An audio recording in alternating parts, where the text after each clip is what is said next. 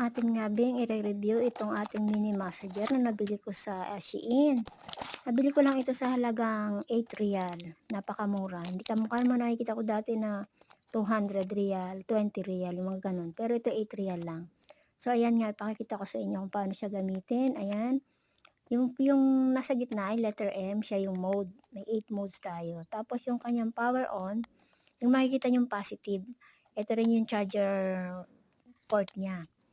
So ayan, may button din siya, kailangan naka-attach siyang mabuti bago mo siya gamitin.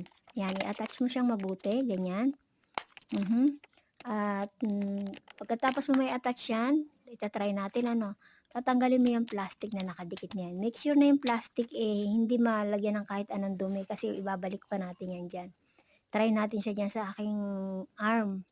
O ayan. So ang gagamitin ko lang dyan ay bit at nasa 1 lang. 1 lang siya kasi pagka 2, sa 2 na siya, ayan yung mga ano niya, mga mode niya.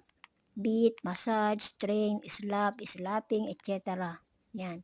So ang ginamit ko diyan ay 1 lang. So makikita niyo yung daliri ko pumipintig-pintig siya. Ayan. So pinatay ko na kasi iba yung epekto sa aking kamay. So maganda siya, all in all maganda siya, effective siya. So ayan nga, power on. Tapos ilagay mo sa 1, 2, nandiyan depende yung speed na gusto mo. Pag gusto mo ng patayin yung negative ang iyong pipindutin hanggang sa mag-total 0. At yan, ipapakita ko ulit yung mga modes niya, ayan. Medyo malabo kaya tingnan niyo na lang 'pag nakabili kayo ng ganyan. At yun lang, all in all maganda siyang gamitin. At ayan, ibabalik na natin yung plastic para magamit natin uli siya. Kaya kailangan yung plastic sikapin yung hindi malagyan ng kahit anong dumihan at ating ibabalik sa ating lalagyan. At i-charge ko muna ito for about 1 hour daw, sabi ng sa instruction. 1 hour daw siyang i-charge para after 1 hour pwede mo na siyang gamitin. At yun lang. Thank you.